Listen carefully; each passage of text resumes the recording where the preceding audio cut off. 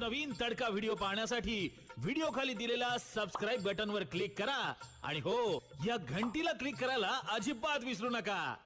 जेथे पाहे तेथे देखीचा पर्वत पायाविन भिंत तातडीचे महाराज म्हणतात फक्त जेथे पाहे तेथे देखीचा हे देखो वेखी असलेला परमार्थ समोरच्यानं केला म्हणून आपण करायचा, आपण का करायचं हे ध्यानात घेतलं पाहिजे. त्याच्या मागे आपण जाणून घेतलं पाहिजे, अंतर्बाह्य लक्षणांचा विचार केला पाहिजे. उगाच समोरचा करतो म्हणून आपण करू नये. काय आहे, एक माणूस पंढरपूरला गेला, पहिल्यांदाच गेला होता, सुशिक्षित होता. पंढरपूरला जावं, पंढरपूर पाहावं असं अनेक लोकांच्या मुखातून ऐकलं होतं. विचार केला की बाबा आत्ता पंढरपूरला जाऊन यावं. का बरं? आत्ता योग्य वेळे पंढरपूरला जाण्याची. बऱ्याच महिन्यानं मंदिर उघडलंय. बरं आता आषाढीला गेलो तर दर्शन मिळणार नाही, आत्ताच गेलो पाहिजे. योग्य वेळेला तो पंढरपूरला जायला निघाला. सुशिक्षित होता, त्याची बॅग वगैरे घेतली, पंढरपूरला पोहोचला. बिचारा पहिल्यांदाच पंढरपूरला गेला होता, म्हणून पंढरपूरला गेल्यानंतर नेमका काय करायचं होतं याचं त्याला काही ज्ञान नव्हतं. पंढरपुराला पोहोचला, पंढरपुरात आलो, बरं वाटलं, समाधान वाटलं.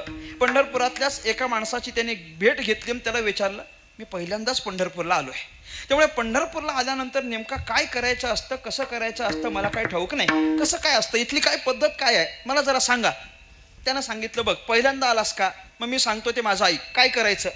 पंढरपूरला आल्यानंतर इथली एक पद्धत आहे, देवाचं दर्शन घेण्याची इथली एक पद्धत आहे, तेवढं तू कर. काय करू तुम्ही मला सांगा. तो म्हटलं काय नाही, बघ पहिल्यांदा चंद्रभागेला जा, चंद्रभागेचं स्नान कर, मग पुंडलिकरायाचं दर्शन घे, मग समोरच्या घाटातून वर ये, त्याच्यानंतर चोखोबारायाच्या समाधीचं दर्शन घे, नामदेव पायरीचं दर्शन घे, दर्शन बारीत उभा राहा, पुढं गेल्यानंतर पंढरीनाथाचं दर्शन होईल, रुक्मिणी आईसाहेबांचं दर्शन घे, मागच्या दारातून बाहेर पड, कळसाचं दर्शन घे, झालं दर्शन.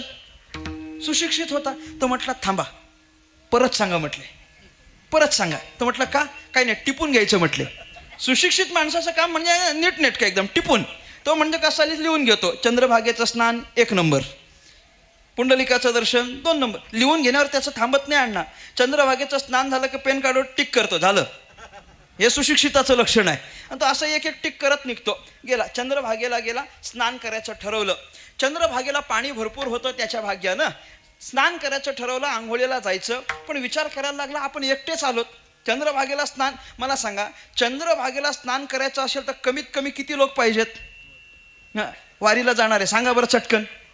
कमीत कमी किती? 2 तरी पाहिजेत. कशाला? वा वा वा, अभ्यासच पक्का आहे आपला.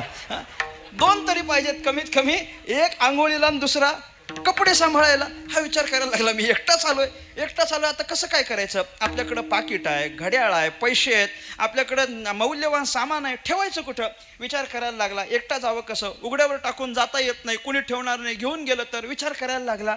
बरं नंतर त्याला युक्ती सुचली. विचार केला, आपण वाळवंटात उभा आहोत. त्यानं काय केलं, त्या वाळवंटातलीच वाळू अशी खणली, एक खड्डा केला. त्या खड्ड्यात त्यानं त्याचं पाकिट, पेन, काय रुमाल असेल, पैसे असतील, अंगठी वगैरे हे सगळं त्यानं ठेवलं आणि वरून त्यानं वाळू फिरून घेतली. कोणाला दिसेन असं केलं. 2 पावलं पुढे टाकले, आंघोळीला गेला. तेवढ्यात त्याला विचार आला, अरे हे आपण आपलं कुठं ठेवलं हे आपल्याला तर कळलं पाहिजे की नाही.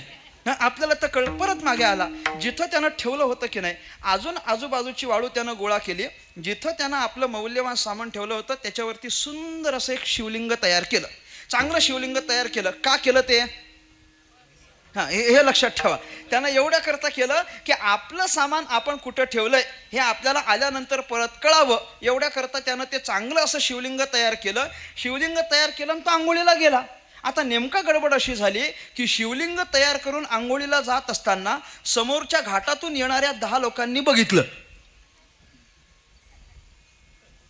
म्हणजे आता पुढचं सांगू की ते 10 लोकांनी बघितलं आणि त्यांना असं वाटलं की पंढरपूरची अशीच पद्धत आहे. काय? इथं शिवलिंग तयार करून मग चंद्रभागेत स्नानाला जायचं असतं म्हणे. ते आले, त्यांनी याच्या बाजूला अजून 10 शिवलिंग तयार केले, ते आंघोळीला गेले. त्यांना आंघोळीला जात असताना अजून 25 लोकांनी पाहिलं. असं करता करता तो पहिला गेलेला परत येईपर्यंत शेकडो शिवलिंग तिथं तयार झाले. आणि हा आल्यानंतर त्याला त्याचंच कळलं नाही की यातलं आपलं शिवलिंग कुठलं, सामान त्याचं हरवलं. माझा दृष्टांत संपला. मला सांगा, पहिल्या व्यक्तीनं शिवलिंग तयार केलं त्याला काहीतरी कारण होतं, कारण त्याला त्याचं सामान कुठं ठेवलं हे कळावं म्हणून केलं होतं. मागच्यांनी शिवलिंग तयार करायची गरज आहे काय? अजिबात काही गरज नाही. पण मागच्यांनी शिवलिंग एवढ्या करताच तयार केलं त्यानं केलं होतं म्हणून आपण करायचं. अलीकडचा परमार्थ असाच झालेला आहे, त्यानं केलं म्हणून आपण करायचं, अर्थ जाणून घ्यायची गरज नाही.